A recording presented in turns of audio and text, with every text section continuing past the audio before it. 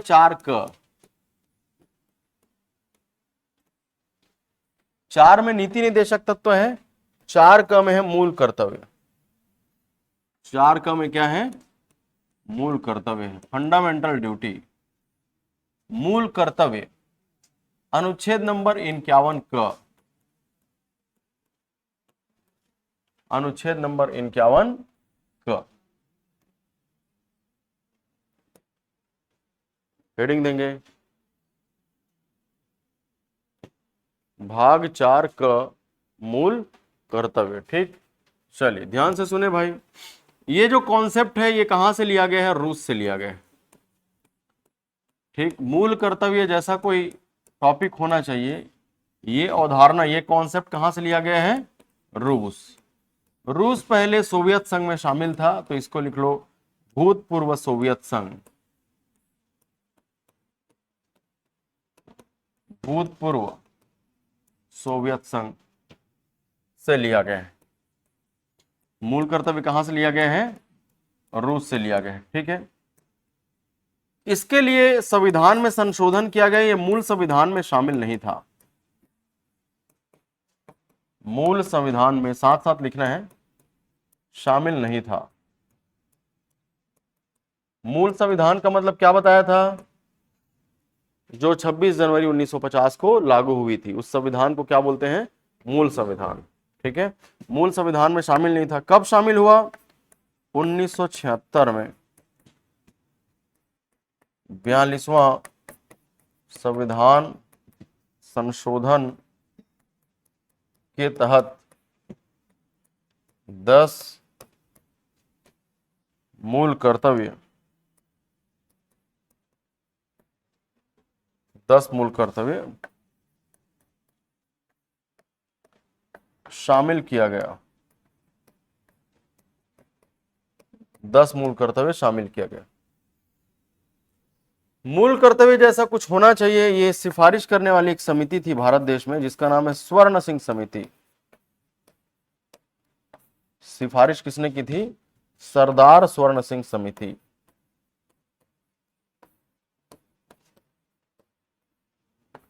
सरदार स्वर्ण सिंह समिति किसने सिफारिश की थी? सरदार स्वर्ण सिंह समिति ने सिफारिश की थी।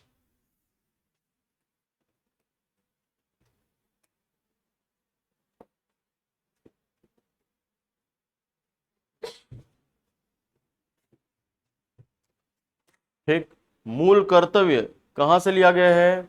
रूस से लिया गया। मूल संविधान में था क्या? नहीं था। कब शामिल किया गया? 1976 में। संविधान में कौन से नंबर का संशोधन किया गया? 42वां। कितना मूल कर्तव्य जोड़ा गया? 10। किसने सिफारिश की थी? सरदार स्वर्ण सिंह समिति ने। ठीक, इतना नोट कर लिया सबने? ठीक है, कहां से लिया गया है? रूस से लिया गया है। मूल संविधान में शामिल था क्या? नहीं था। ठीक, कब जोड़ा गया? 1976 में। कौन सा संविधान संशोधन के तहत शामिल किया गया? 42वां। कितने मूल कर्तव्य शामिल किए गए? 10। किसने सिफारिश की? सरदार स्वर्ण सिंह समिति ने सिफारिश की। ठीक है, चलिए अगला अगला पॉइंट लिखें, यह नागरिकों के लिए है। मूल कर्तव्य किनके लिए है? नागरिकों के लिए है। मूल कर्तव्य नागरिकों के लिए है। उल्लंघन होने पर दंड का प्रावधान नहीं है।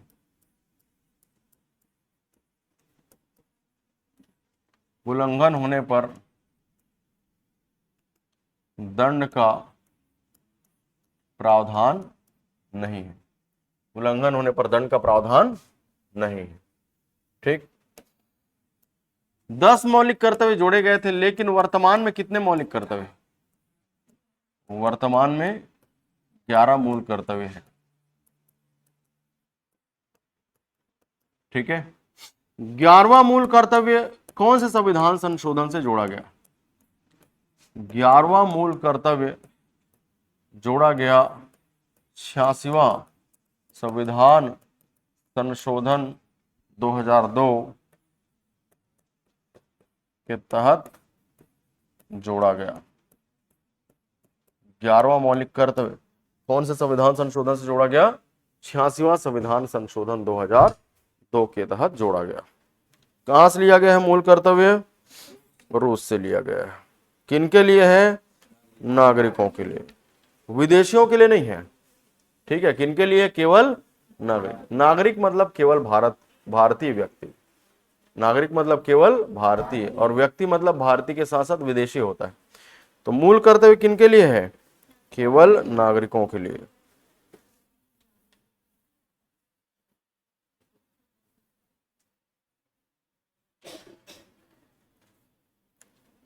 हो गया नोट सबका? ठीक है। वर्तमान में कितने मौलिक कर्तव्य हैं? 11। 11वां नंबर का मौलिक कर्तव्य कौन से संविधान संशोधन से जोड़ा गया है? 86वां। और 10 मौलिक कर्तव्य किसके सिफारिश से जोड़ी गई? सरदार स्वर्ण सिंह समिति। 10 मौलिक कर्तव्य कौन से संविधान संशोधन से जोड़ा गया? अब हम सभी 11 मूल कर्तव्यों को पढ़ेंगे। 11 मूल कर्तव्य। ठीक है, ये मूल कर्तव्य किनके लिए है? पालन न करने पर दंड का प्रावधान है क्या? नहीं है। ठीक है, तो पहले सुनिए मूल कर्तव्य। हमारा कर्तव्य क्या है? हमारा कर्तव्य है कि हम क्या करें, अभी लिखो मत, अभी सुनो समझो। हमारा कर्तव्य है कि हम क्या करें? संविधान का पालन करें। हमारा कर्तव्य क्या है? हम संविधान का क्या करेंगे? पालन करेंगे। हमारा कर्तव्य है कि हम प्राकृतिक पर्यावरण की रक्षा करेंगे। प्राकृतिक पर्यावरण में क्या क्या आता है भाई? नदी, झील, वन्य जीव, ये सब। ठीक है, जैसे सदम भाई जब छोटा था तो इसको कहाँ लेकर गए थे? चिड़ियाघर में लेके गए थे, याद करो। तो चिड़ियाघर में जब गया था तो सदम भाई ऐसे पत्थर से शेर भालू फेंक के मारता था ऐसा। तो ऐसा नहीं करना है। हमारा मूल कर्तव्य है कि हम वन्य जीवों की क्या करें? रक्षा करें, प्राणी मात्र के लिए दया भाव रखें। ये हमारा क्या है? मौलिक कर्तव्य है। ठीक, हमारा मौलिक कर्तव्य है कि हम सार्वजनिक संपत्ति की सुरक्षा करें। क्या मौलिक कर्तव्य है? सार्वजनिक संपत्ति की सुरक्षा करें। अब फिर से सदम भाई जब छोटा था, याद करो, तो गांव में मोहल्ले में खंभा बिजली का लाइट वाइट नहीं लगा रहता, उसको फोड़ देता था। बड़ा बदमाश था सदम। तो सार्वजनिक संपत्ति को तोड़ फोड़ रहा है, यानी कि सार्वजनिक संपत्ति की सुरक्षा करना हमारा क्या है? मूल कर्तव्य है। ठीक, समझ में आ रहा है? ठीक, हमारा मूल कर्तव्य है कि हमें जो विरासत में मिला है, हमारे जो संस्कृति का हिस्सा है ना, विरासत या इसको समृद्ध संस्कृति बोल दो। ठीक, जो हमारे पूर्वजों ने हमारे लिए बनाया है, छोड़ा है, उसकी भी रक्षा करना है। ठीक है, जैसे इसमें क्या क्या आ जाएगा? रतनपुर का महामाया मंदिर आ जाएगा, मल्हार का डिडनेश्वरी मंदिर, मल्हार का पतालेश्वर मंदिर, जानते हो ना? इन सब की रक्षा करना है, इसको सुरक्षित करना है, इसके साथ कोई छेड़छाड़ नहीं करना है। तो फिर से हमारे सदम भाई 1-2 साल पहले की बात है, रतनपुर महामाया मंदिर में गया, पीछे दीवार होता है, उसमें क्या लिख दिया? सदम सन सदमी। सदम और बीच में बना दिया दिल। ठीक है, एस ये बना दिया, उसका भी नाम है ये, और तीर भी ऐसा लगा दिया। समझ में आ रहा है? और वहीं पर एक तो तालाब है, जब महामाया मंदिर में जाओगे देखना, पीपल का वृक्ष भी है, ब्लेड से कटिंग करके फिर यही चीज बना दिया। समझ में आ रहा है? ऐसा नहीं करना है, ये हमारा क्या है? मौलिक कर्तव्य है। समझ में आ रहा है सबको? ठीक है, तो ऐसे कितने मौलिक कर्तव्य हैं टोटल? किनके लिए ये मौलिक कर्तव्य? कहां से लिया गया है? पालन नहीं करोगे दंड मिलेगा क्या? नहीं, स्पष्ट प्रावधान नहीं है संविधान में या नियम कानूनों में, नहीं लिखा है कि भैया अगर तुम रतनपुर महामाया मंदिर में जाके एस संग एस लिख दोगे, ठीक है, या शेर भालू को मारोगे, है ना, वैसे तो नहीं करना चाहिए, तो आपको जेल में डाल दिया जाएगा। ऐसा कहीं पर भी नहीं लिखा है। समझ में आ रहा है? ठीक है, चलो लिखते जाओ। पहला पॉइंट है, पहला हमारा मौलिक कर्तव्य है संविधान का पालन करना। संविधान का पालन करना, पूर्ण विराम। राष्ट्र ध्वज तथा राष्ट्रगान का आदर करना। राष्ट्र ध्वज तथा राष्ट्रगान का आदर करना। ठीक है, पहला पॉइंट क्या है? संविधान का पालन करना, राष्ट्र ध्वज तथा राष्ट्रगान का आदर करना, पहला पॉइंट हुआ। दूसरा, राष्ट्रीय आंदोलन को प्रेरित करने वाले उच्च आदर्शों का पालन करना। राष्ट्रीय आंदोलन को प्रेरित करने वाले उच्च आदर्शों का पालन करना। साथ साथ लिखते जाइए, मैं लास्ट में और समझाऊंगा इसको। राष्ट्रीय आंदोलन को प्रेरित करने वाले उच्च आदर्शों का पालन करना। पहला क्या है? संविधान का पालन करना, राष्ट्रध्वज तथा राष्ट्रगान का आदर करना। दूसरा, राष्ट्रीय आंदोलन को प्रेरित करने वाले उच्च आदर्शों का पालन करना। तीसरा है भारत की प्रभुता, एकता, अखंडता की रक्षा करना। तीसरा है भारत की प्रभुता, एकता, अखंडता की रक्षा करना। चौथा, देश की रक्षा करना।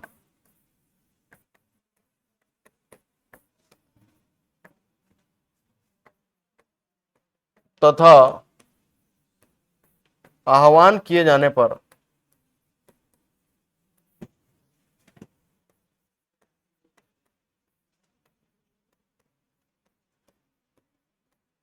राष्ट्र की सेवा करना।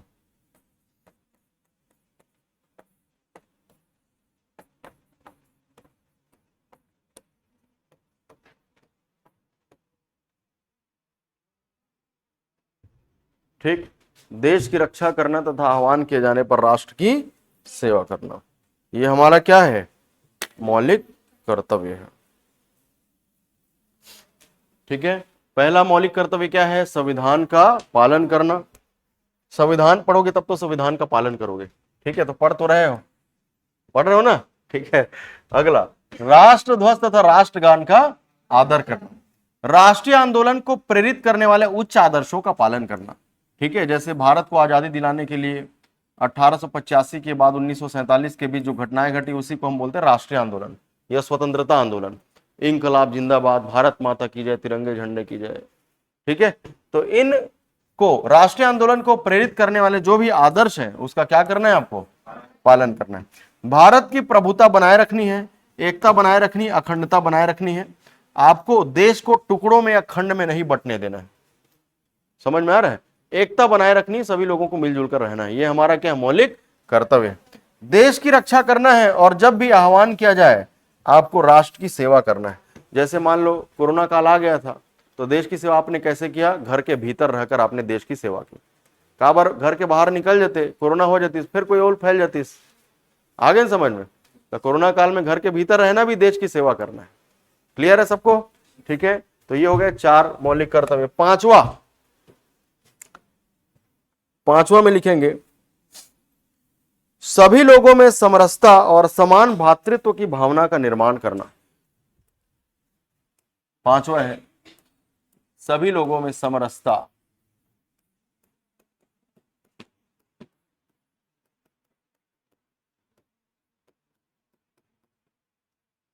और समान भातृत्व की भावना का निर्माण करना।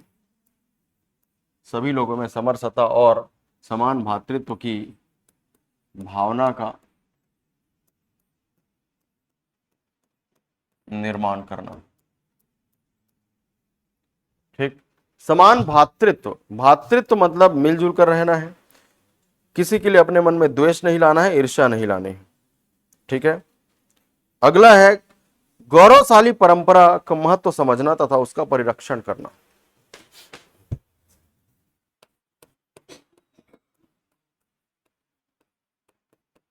गौरवशाली परंपरा या समृद्ध विरासत का महत्व समझना, उसकी रक्षा करना, उसका परिरक्षण करना हमारा मौलिक कर्तव्य।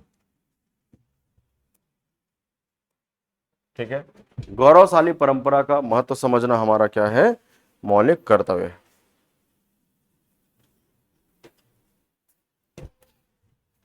अगला मौलिक कर्तव्य है प्राकृतिक पर्यावरण की रक्षा करना।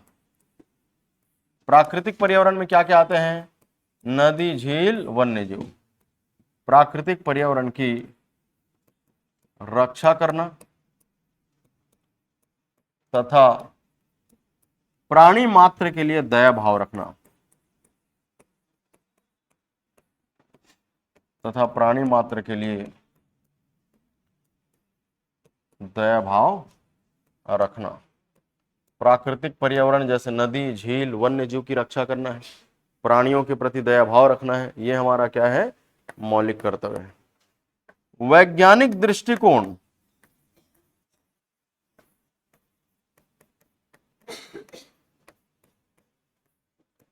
मानववाद तथा ज्ञान अर्जन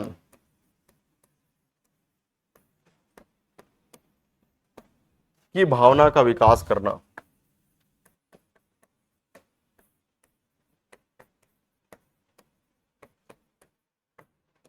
वैज्ञानिक दृष्टिकोण, मानववाद तथा ज्ञान अर्जन की भावना का विकास करना, ये हमारा क्या है?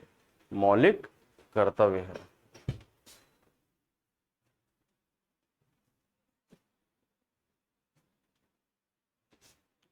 ठीक है, तो पांचवा पॉइंट आपको समझ में आ गया कि समान भातृत्व, समरसता, समरसता मतलब मिलजुल कर रहना, समान भातृत्व, भातृत्व भाईचारे की भावना बनाए रखना, गौरवशाली परंपरा जैसा कि मैंने बताया रतनपुर महामाया मंदिर, मल्हार का डिंडेश्वरी मंदिर, पातालेश्वर मंदिर, इनकी भी रक्षा करनी है आपको। प्राकृतिक पर्यावरण मतलब नदी, झील हो गया, वन्य जीव हो गया, तालाब हो गया, इन सब की रक्षा करना है, गंदगी नहीं फैलाना है, ये हमारा मौलिक कर्तव्य है। साफ सफाई बना के रखनी है। प्राणी मात्र के लिए दया भाव रखना, प्राणियों के प्रति दया भाव रखो। ऐसा नहीं कि रास्ते में जा रहे हो कुत्ते को मार दिया, गाय को मार दिया, पत्थर फेंक के, ऐसा नहीं करना है भाई। आपका मौलिक कर्तव्य है कि इसके लिए दया भाव रखो। वैज्ञानिक दृष्टिकोण यानी कि आपके मन में सवाल आना चाहिए कि हम चंदा को ही मामा क्यों बोलते हैं, सूरज को क्यों नहीं मामा बोलते हैं, क्या, क्यों, कैसे, जैसा प्रश्न आपके मन में आ रहा है उसके उत्तर को जानने की जिज्ञासा आप में है, तो आप मौलिक कर्तव्यों का पालन कर रहे हैं। समझ में आ रहा है? क्या, क्यों, कैसे, एसी ऐसा बना है तो क्यों बना है, पंखा कैसे घूमता है, ठीक, बोर्ड और ये पेन कैसे लिखा रहा है, हाथ से तो नहीं लिखाता है या किसी और दूसरी वस्तु से नहीं लिखाता है, तो ये क्या, क्यों, कैसे आपके मन में आना चाहिए। मानववाद मतलब इंसानियत की भावना आप में होनी चाहिए। आप जा रहे हो, कोई गिर गया अचानक, तो खड़े हो जाके तुरंत उसको उठा दो, ये आपका मौलिक कर्तव्य है। समझ में आ रहा है ना? क्लास में एक दिन मैं पढ़ा रहा था, एक जन बच्ची बेहोश हो गई थी यही क्लास में, तो आप लोगों का मौलिक कर्तव्य क्या है कि उसको उठा दो, पानी वानी पिला दो, मौलिक कर्तव्य है ना? ठीक है। ज्ञान अर्जन की भावना का विकास करना, जीवन भर ज्ञान अर्जन करना है। जैसे अभी आप ज्ञान अर्जन कर रहे हो, अधिकारी बन जाओगे तो ज्ञान अर्जन करना छोड़ नहीं देना है, तब भी ज्ञान अर्जन करना है, जीवन भर पढ़ते रहना है, कुछ ना कुछ सीखते रहना है। तो ये सब क्या है? आपका मौलिक कर्तव्य है। समझ में आ रहा है सबको? ठीक, तो ये हो गया 8 मौलिक कर्तव्य। नौवा लिखे, सार्वजनिक संपत्ति को सुरक्षित रखना।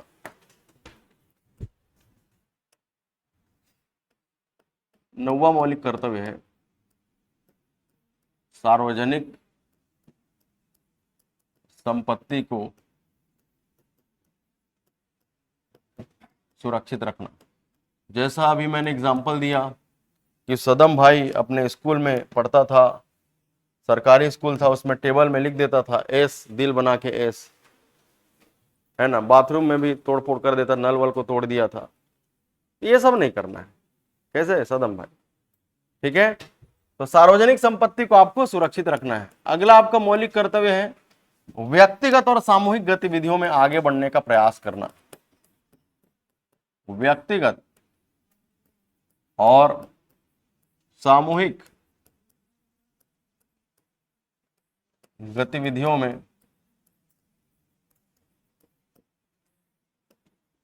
व्यक्तिगत और सामूहिक गतिविधियों में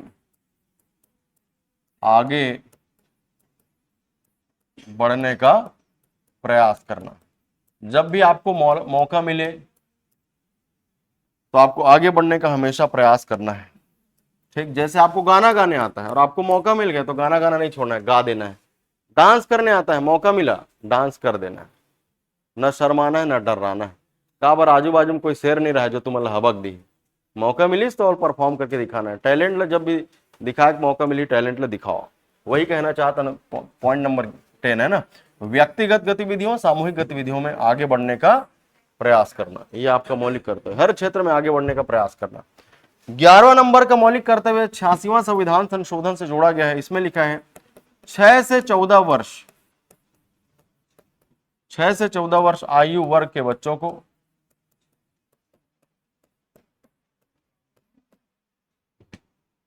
उनके माता पिता द्वारा, उनके माता पिता या इसी को गार्जियन बोलते हैं, संरक्षक बोलते हैं, शिक्षा के अवसर उपलब्ध कराना, शिक्षा के अवसर उपलब्ध कराना। तो ये 11वां पॉइंट कौन से संविधान संशोधन के तहत जोड़ा गया है? 86वां संविधान संशोधन के तहत जोड़ा गया। ये हो गए आपके 10 मौलिक कर्तव्य। मूल कर्तव्य में आपको इतना ही पढ़ना है, इससे ज्यादा है ही नहीं कुछ, ठीक है। पीएससी और व्यापम का कोई सा भी प्रश्न आएगा मूल कर्तव्य से तो बन जाएंगे, यदि आपने इतना ही पढ़ा है तो। इतना ही पढ़ना है।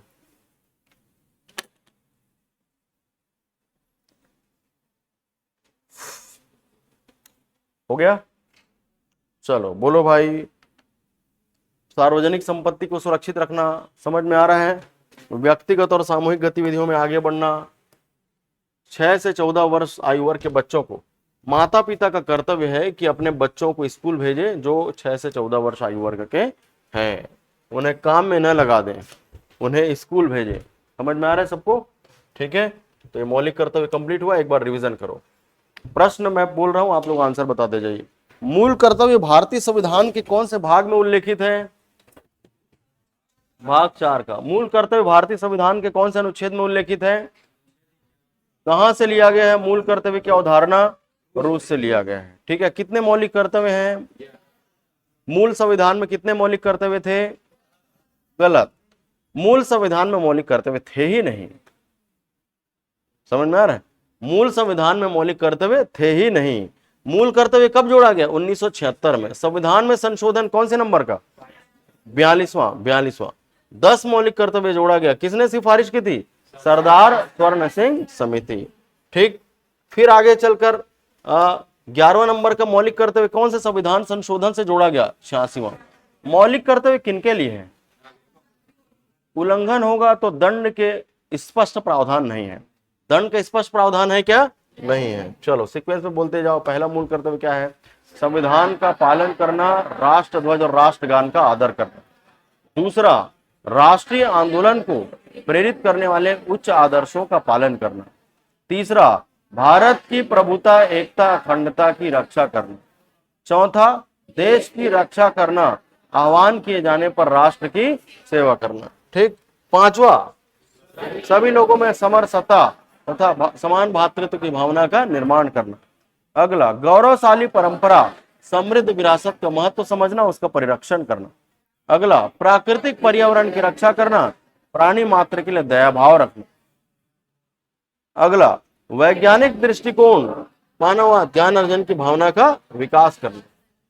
सार्वजनिक संपत्ति को सुरक्षित रखना, व्यक्तिगत और सामूहिक गतिविधियों में आगे बढ़ने का प्रयास करना। 6 से 14 वर्ष आयु वर्ग के बच्चों को उनके माता पिता शिक्षा के अवसर उपलब्ध कराए, ये माता पिता का कर्तव्य है। आ रहा है समझ में सबको? मौलिक कर्तव्य खत्म। छोटा सा टॉपिक है और इंपॉर्टेंट टॉपिक है। कोई भी डाउट हो तो बिल्कुल पूछ सकते हैं। आगे बढ़े? ठीक, चलिए। तो ये भाग 4 और भाग 4 क खत्म हो गया। भाग 4 थोड़ा सा जो छूटा है, 1 पेज मैंने 2 पेज छुड़वाया है, उसको आगे पढ़ाऊंगा भाई, है ना? ठीक है, भाग 4 का खत्म। अगला हेडिंग दो, भाग 5।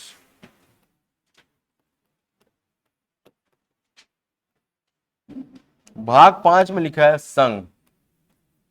भाग 5 में क्या लिखा है? ठीक, अनुच्छेद नंबर 52 से लेके 151 तक इसका उल्लेख है।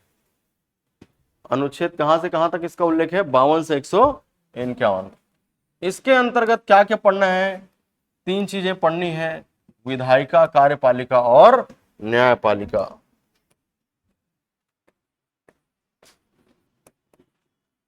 विधायिका,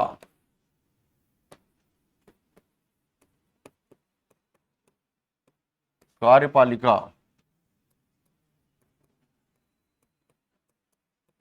न्यायपालिका।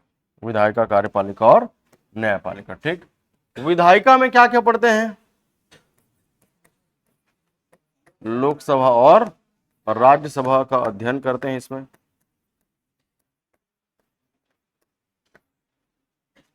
कार्यपालिका में क्या क्या बताया था मैं पहले दिन बताया था? राष्ट्रपति, राष्ट्रपति के बाद क्या पढ़ते हैं? उपराष्ट्रपति के बाद क्या पढ़ते हैं? प्रधानमंत्री एवं मंत्रिपरिषद। प्रधानमंत्री एवं मंत्रिपरिषद का अध्ययन करते हैं। और क्या बताया था? महान्यायवादी इत्यादि का अध्ययन करते हैं। फिर न्यायपालिका में क्या पढ़ते हैं? उच्चतम, इसी को ही सर्वोच्च, सुप्रीम कोर्ट के नाम से जाना जाता है। हाई कोर्ट इसमें नहीं आता, भाग 6 में आएगा। इसके अलावा इसमें पढ़ते हैं नियंत्रक एवं महालेखा परीक्षक। महालेखा परीक्षक, नियंत्रक एवं महालेखा परीक्षक, CAG, controller and auditor general के नाम से इसे जाना जाता है। कैग।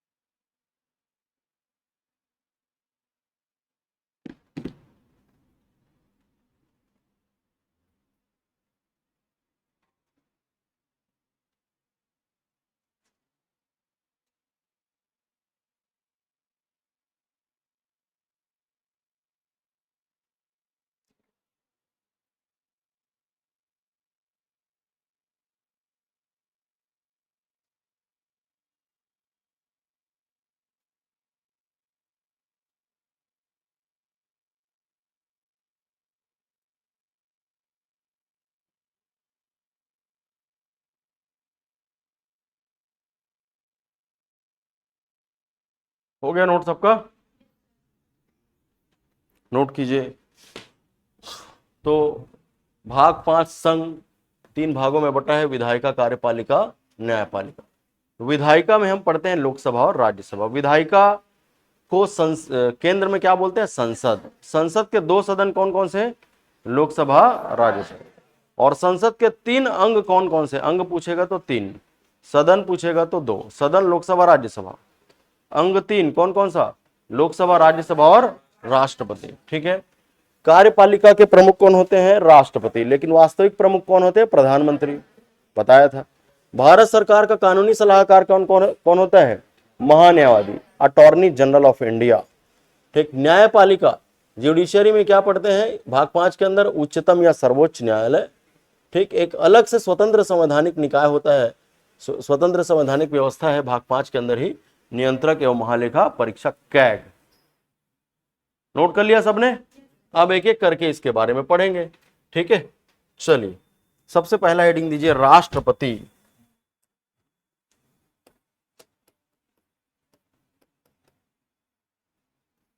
President of India.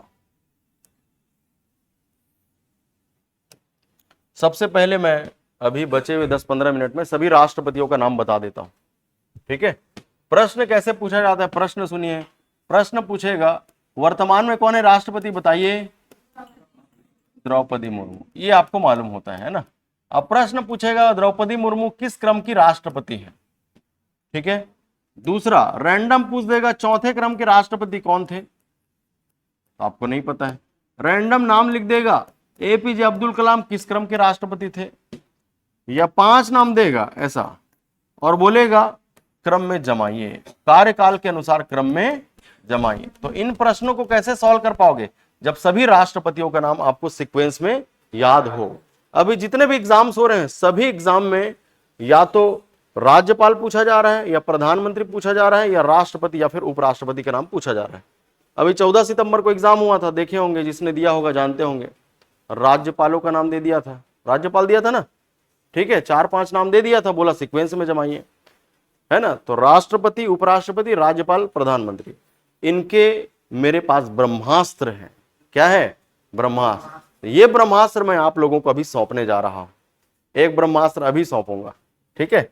तो ये ब्रह्मास्त्र कौन सा है? सभी राष्ट्रपतियों का नाम याद करने का ट्रिक, ठीक है। चलिए मेरे साथ साथ लिखेंगे और याद भी करेंगे।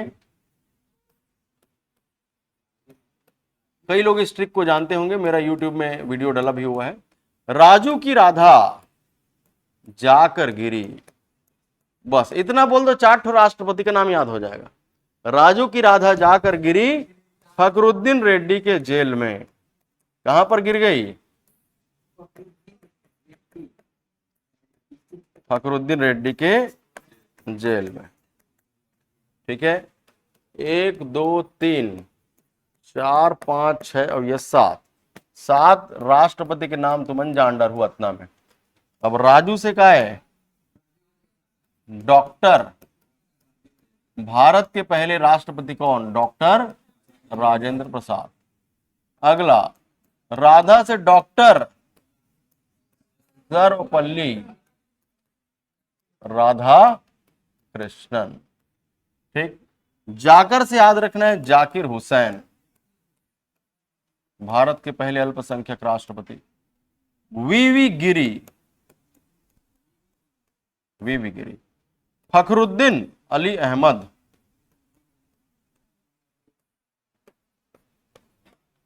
फखरुद्दीन अली अहमद। नीलम संजीव रेड्डी,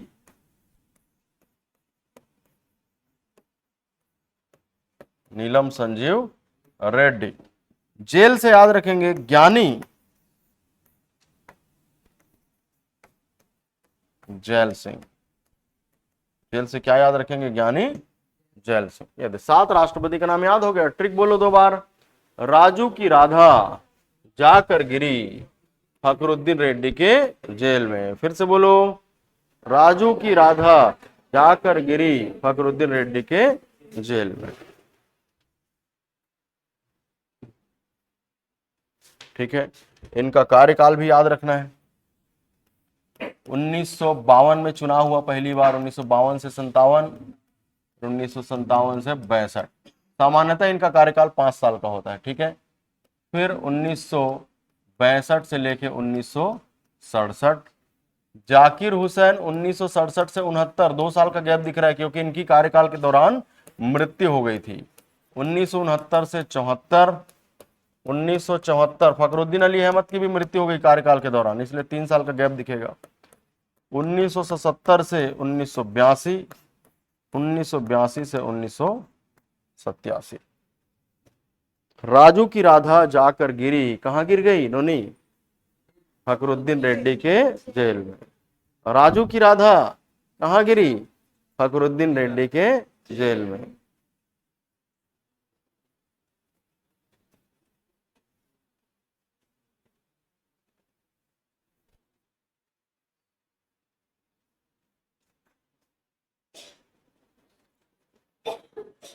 इतना हो गया सबका? चलो नोट करो।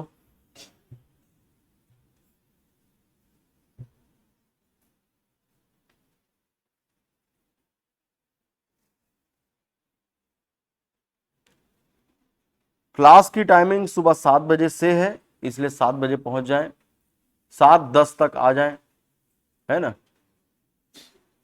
कुछ विद्यार्थी काफी लेट आए, आज 7:30 तक आए, तो ऐसा नहीं करना है भाई, टाइम पे आना है। सर नींद नहीं खुली, ऐसा तो बोलना ही नहीं है, ठीक। आपको क्या करना है? रात को जल्दी सो जाना है, कम से कम 6 घंटे की नींद पूरी करनी है ना भाई, कम से कम बोल रहा हूं। 6 घंटा कम से कम सोना ही है। आप 7 घंटे भी सो सकते हैं, 8 घंटे भी सो सकते हैं, ठीक है। तो आपको अगर नींद पूरी करनी है तो रात में 11 बजे सो जाओ, 5-6 बजे उठ जाओ। ऐसा नहीं कि रात में ही फोन में लगे हो, 12 बज गया, सो गई क्या रे, ए दे, मुझे नींद नहीं आ रही है, थोड़ा सा बात कर लो ना, ए दे, ये क्या है? लड़का थोड़ी हो, 18-20 साल के लड़का थोड़ी हो। अब सभी विद्यार्थी मैच्योर हो चुके हो, समझदार हो चुके हो, सब बड़े हो चुके हो। अब कॉलेज आपने पास कर लिया है,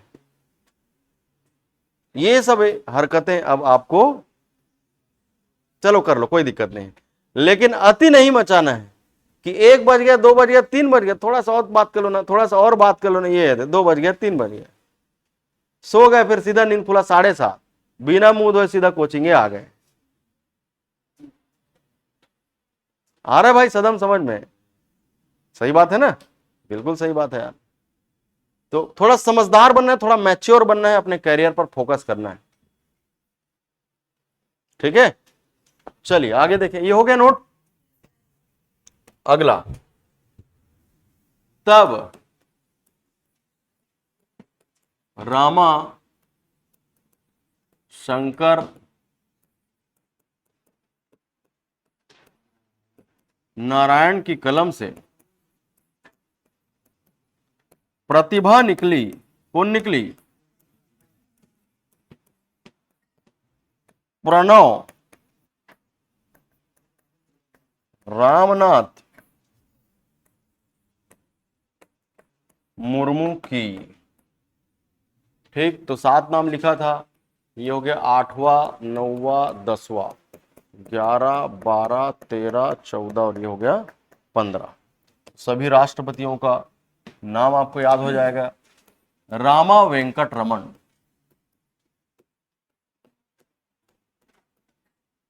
शंकर दयाल शर्मा,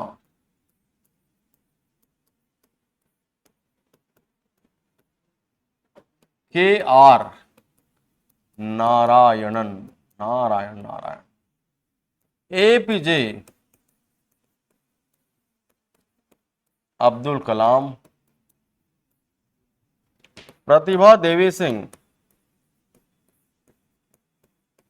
पाटिल, प्रणव, कौन बोल रहा है रानी मुखर्जी के रिश्तेदार हैं करके? रामनाथ कोविंद, रामनाथ कोविंद, द्रौपदी मुर्मू,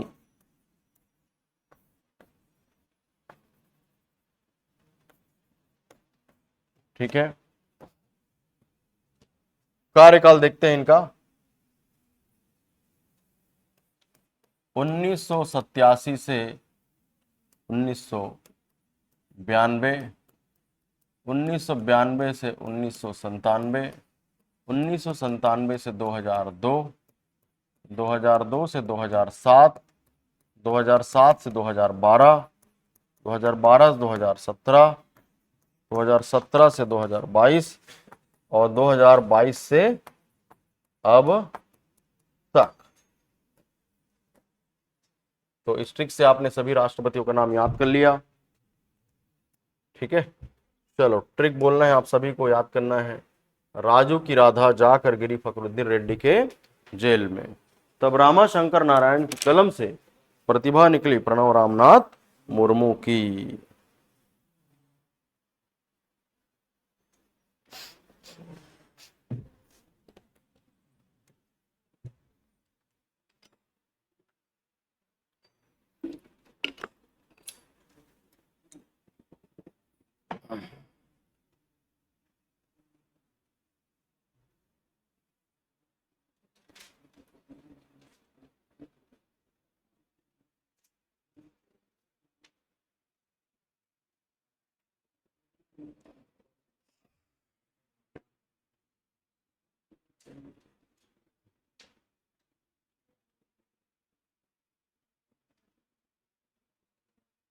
ठीक, राइटिंग नहीं समझ में आया तो पूछ लेना है, कोई अक्षर कोई शब्द नहीं समझ में आया तो पूछ लेना है,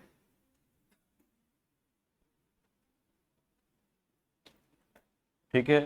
11वां क्या है, 12वां क्या है, 13वां क्या है, ऐसा पूछना है। अब वो क्या लिखा है सर नहीं पूछना है, मेरे कैसे समझ में आएगा। आप पूछो 12वां में क्या लिखा है सर, 13, 14, 15 में क्या लिखा है, वो क्या लिखा है नहीं बोलना है। आगे नोनी समझ में। कौन गाँव लाते हैं, चक्कर भाटा सा है, रोज आता वहीं से आना जाना करता। तो सुबह देख भाई 7 बजे क्लास है, तो टाइम पे घर ले निकल जाओ। ऐसे नहीं कि 7 बजे निकला हो फिर एकदम तेजिस गाड़ी चला हो। ठीक है, अपना ख्याल आपको खुद ही रखना है, क्योंकि ज्यादातर विद्यार्थी बाहर से आए हुए हैं। ठीक है, अब मम्मी पापा को बोलने की आवश्यकता नहीं पड़नी चाहिए कि बेटा खाना खा ले, बेटा टाइम पे उठ, बेटा टाइम पे सो। अपना ख्याल खुद ही रखना है। और ऐसा भी नहीं कि ख्याल रखने वाला बनाना है या ख्याल रखने वाली बनाने की आवश्यकता हो, बनाओ कोई दिक्कत नहीं, लेकिन आवश्यक और अनिवार्य बिल्कुल भी नहीं है। बाबू ने थाना थाया, समझ में आ रहा है, इसकी नौबत ना आए, पहले ही खाना खा लो यार, या जब आपको भूख लगे तब खाओ। ऐसा नहीं कि खाने बोले तब खाओ।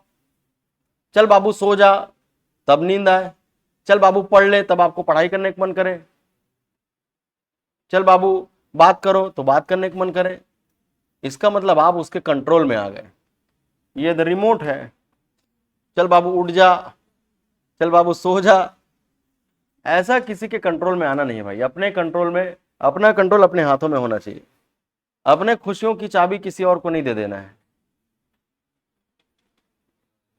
मैच्योर बनना है, समझदार बनना है, स्थित प्रज्ञ बनना है। अभी आगे एक सब्जेक्ट आता है दर्शन शास्त्र, उसमें टॉपिक पढ़ते हैं स्थित प्रज्ञ, यानी कि बुद्धि को स्थिर कर लेना। सुख दुख लाभ हानि यश अपयश, किसी भी स्थिति में अपने मन पर कंट्रोल कर लेना ही क्या है, स्थित प्रज्ञ है। भगवान कृष्ण अर्जुन से कहते हैं भाई कि क्या बनना है, स्थित प्रज्ञ बनना है। चलो ये हो गया नोट सबका, बोलो। तब रामा शंकर नारायण की कलम से प्रतिभा निकली प्रणव रामनाथ मुर्मू की। फिर से बोलो शुरू से। राजू की राधा जाकर गिरी फकरुद्दीन रेड्डी के जेल में, तब रामा शंकर नारायण की कलम से प्रतिभा निकली प्रणव रामनाथ मुर्मू की। फिर से बोलो। राजू की राधा जाकर गिरी फकरुद्दीन रेड्डी के जेल में, तब रामा शंकर नारायण की कलम से प्रतिभा निकली प्रणव रामनाथ मुर्मू की। फिर से बोलो। राजू की राधा जाकर गिरी फकरुद्दीन रेड्डी के जेल में, तब रामा शंकर नारायण की कलम से प्रतिभा निकली प्रणव रामनाथ मुर्मू की। ठीक, कार्यकाल याद कर लेना। पूरा पूरा नाम बोलो। डॉक्टर राजेंद्र प्रसाद, सर्वपल्ली राधाकृष्णन, जाकिर हुसैन, वी गिरी, फकरुद्दीन अली अहमद, नीलम संजीव रेड्डी, ज्ञानी जैल सिंह, रामा से रामा वेंकट रमन, शंकर से शंकर दयाल शर्मा, नारायणन के आर नारायणन, एपीजे अब्दुल कलाम, प्रतिभा पाटिल, प्रणव मुखर्जी, रामनाथ कोविंद, द्रौपदी मुर्मू। अब प्रश्न बन जाएगा ना, जैसे मैंने क्या बोला था, चौथे क्रम के राष्ट्रपति कौन, तो चौथे क्रम के राष्ट्रपति देखो we Giri. APJ Abdul Kalam किस क्रम के राष्ट्रपति हैं, 5 राष्ट्रपति का नाम देके बोलेगा क्रम में जमाइए, जमा लोगे इसी क्रम में, और कार्यकाल के साथ आपको याद रखना है। ये मैं कल पूछूंगा आप लोगों से ट्रिक, ठीक है, खड़े कर आप पूछूंगा, याद करके आना। राजू की राधा जाकर गिरी फकरुद्दीन रेड्डी के जेल में, तब रामा शंकर नारायण की कलम से प्रतिभा निकली प्रणव रामनाथ मुर्मू की। सबको समझ में आ रहा है? चलिए आज के लिए इतना काफी है। Thank you.